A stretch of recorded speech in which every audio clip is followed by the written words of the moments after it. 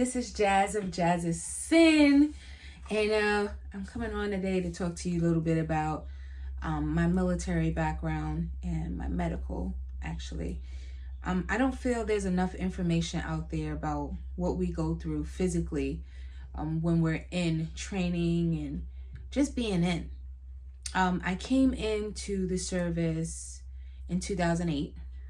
From 2008 to now, it's about 14 years almost.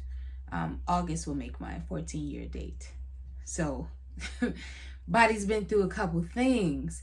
So, just basically, the first topic I wanted to get into is basic, right? Basic training. If any of you guys know about it, it's 10 weeks, roughly, right? And then you go into your school, your AIT training. So for me, my personal experience, my second day in basic training, ran 2 miles in combat boots in reception. Okay. So you can imagine the strain that puts on your body when you're not used to doing that. Growing up in school, I was a runner. I sprinted. So I did the 400 meter in elementary school. I didn't run much in junior high school, but I did volleyball, I did softball during the summer. We had a lot of competitions we did then. And then in high school, I was a cheerleader. So we had a lot of different things that I did with my body, but from then till when I joined the military, it wasn't much that I was doing that was active. So from there, coming back out of training or during the training, let me back up. During the training, I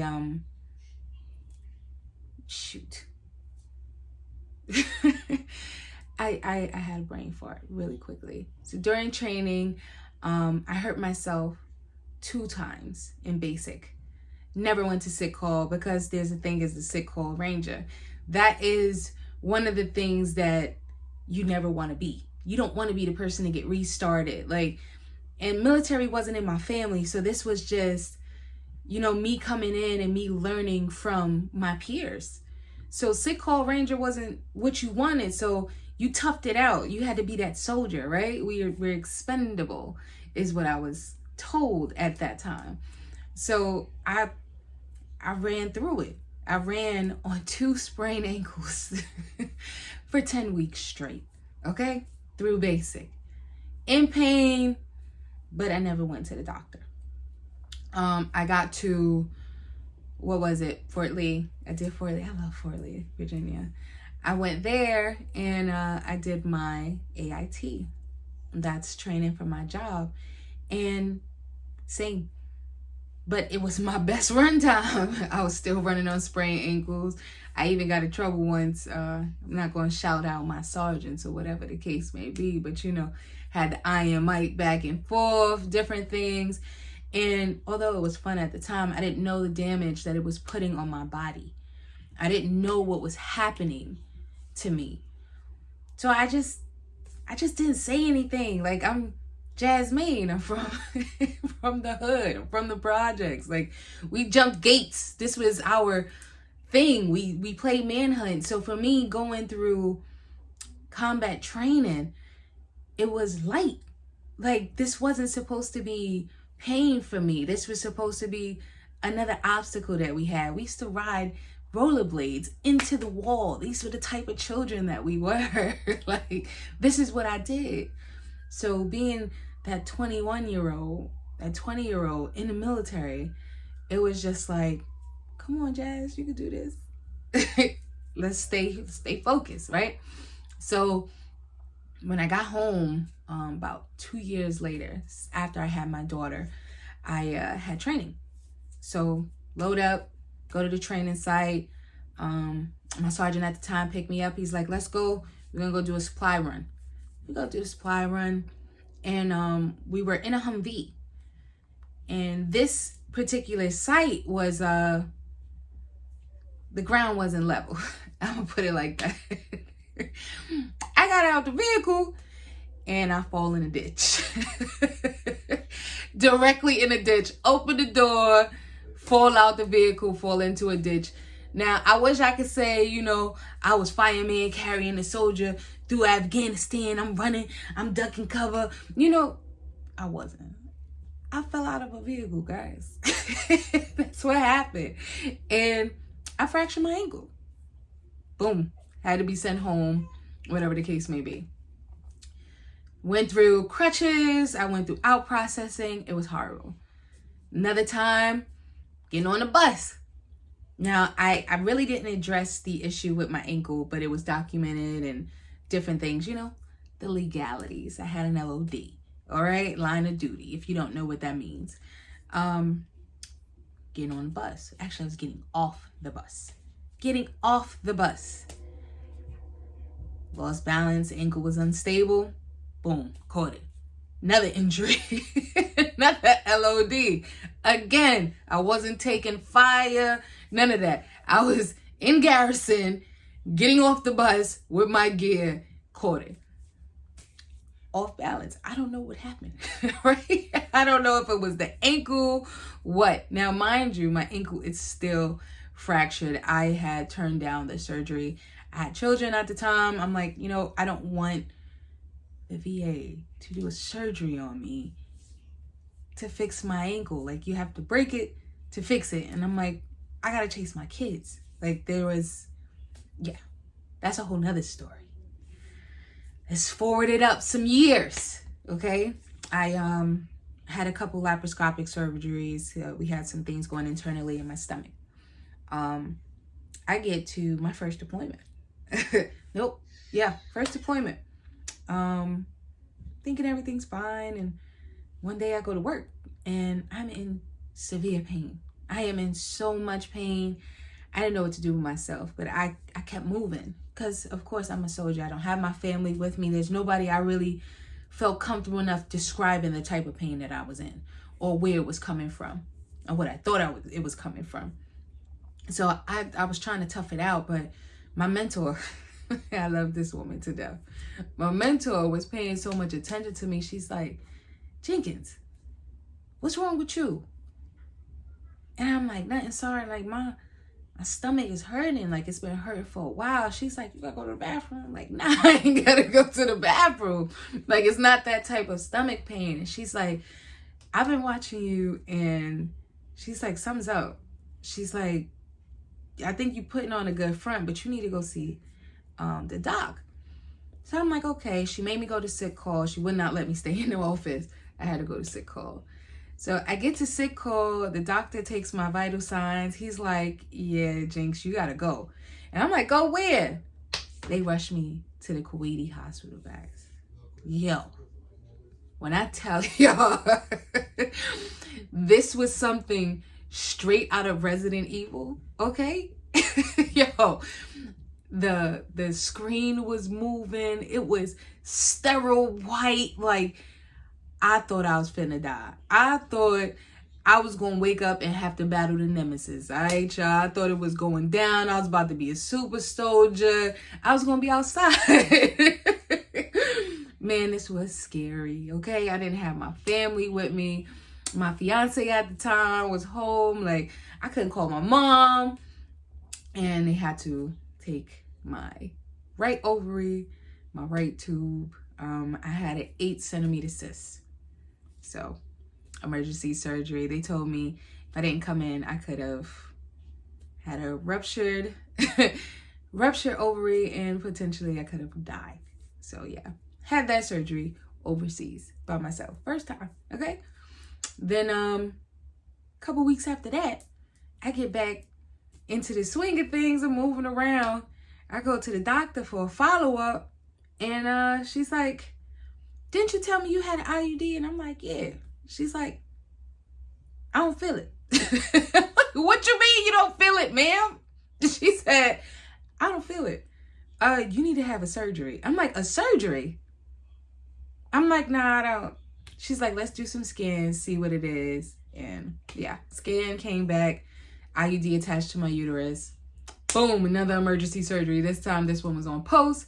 So, yeah, you know, if you're in the service, you know, they really just don't care. I had like 5 different attempts to get my vein.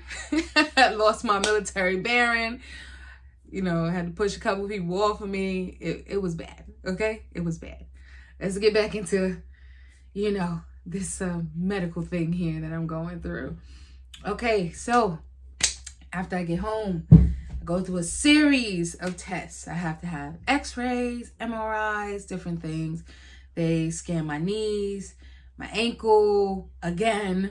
And I was diagnosed with Patella Femoral syndrome. The way Patella Femoral syndrome was explained to me was my kneecap doesn't sit in a groove. You have a groove behind your kneecap that it's supposed to sit in, and when it doesn't sit there, it kind of pinches the nerves behind it, so it'll swell up, it'll be painful, different things. So that's what happens in both of my knees on the regular. Any activity I do that's too much for my body, my knees start to swell up. They lock up on me. They make noise. They make me feel old. I'm not even that old, really.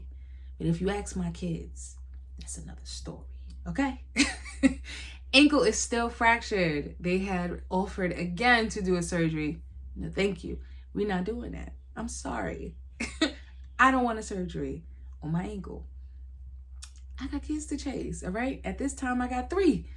I got 3 kids, and I got my bonus baby, who will always be my baby. We'll talk about that later. And yeah, so let's continue. Now, just had my 4th child, okay? Mind you, been doing physical therapy, different things. After the emergency surgery in Kuwait, I was told I could not have any more children without assistance. So I accepted that.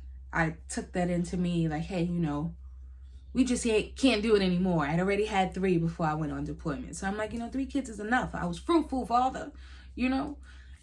Maybe I ain't got to be fruitful no more. So I accepted that. And I embraced the fact that my basic womanly duties was done at that point. I am a very, traditional type of woman. The way I think, the way I function, you know, I feel women are supposed to do certain things, or I am supposed to do certain things, not women. Let me rephrase that before somebody flag my channel on episode 2, okay? So, yeah. Now, baby number 4 comes into play, and over the years, I've had some issues with my hands and my wrists, but not much to complain over. You know, they would lock up on me from time to time, but I thought maybe that was just because, you know, I used to do cosmetology. I was a braider. I did various things. I was a natural hairstylist for a while. I've worked in a couple different salons. So I thought maybe that was taking a toll on my hands. And then I'm an armor. So we operate with little pieces on our weapons. We take them apart, we pick them up, we put them down. There's different things that we have to do with our hands. I'm in logistics. So I'm like, you know, maybe basic wear and tear, but it got worse. It got extremely worse to the point where I can't hold my hands up to do my own hair anymore. And if you've known me for a very long time, you know that I used to get busy on the 1s and 2s, you know? That's what I did. I did what came natural to me. But type in these things, it's all painful now. My wrist makes a noise. Can you hear it? That's not normal. So I just had a scan done on that. So I'm catching up with all of my doctor's appointments and things since I've been back off of maternity leave from work. And the doctor says, you can't do these things in the ACFT, you know, we're going to have to MEDBOARD you. MEDBOARD who? No. I'm going to be in the military for a very, very long time. I love my country. I love what I do. I love the opportunities that it presents to me. Do some of the people get on my nerves? Yeah. I think that's with any career, but I am Army Girl Sin. That's what I do. This is me, honey. Okay? So, MEDBOARD? Absolutely not, man. What do I need to do? So, they put me in various positions now.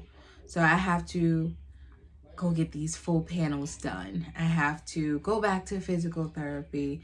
They also put me in there for my back because I've been having back pain. Maybe it's my age, maybe not. I'm only 21, y'all. I'm gonna let y'all in on that secret. I'm 21. How? Okay? But anyway, back pain, different things going on now. Everything's not the same anymore. So we're gonna push forward. Like, I'm still gonna train. Like, my supervisor just helped me set up the rower, in my supply room. I've been jumping rope, the weighted rope. Y'all seen my video. If you haven't, we got some more to talk about, baby. We got some more. We're going to get into it. The ACFT is like the strongman competition. So, we're going to get into it. But prayerfully, I'm going to succeed. And I'm going to get my body right. We're going to get together because, Uncle Sam, I ain't done with you yet. So you damn sure ain't done with me. All right? Who? Love you, family. And I hope y'all ready for this next one, too, because we're going to talk about these eyebrows, okay? Later, babies.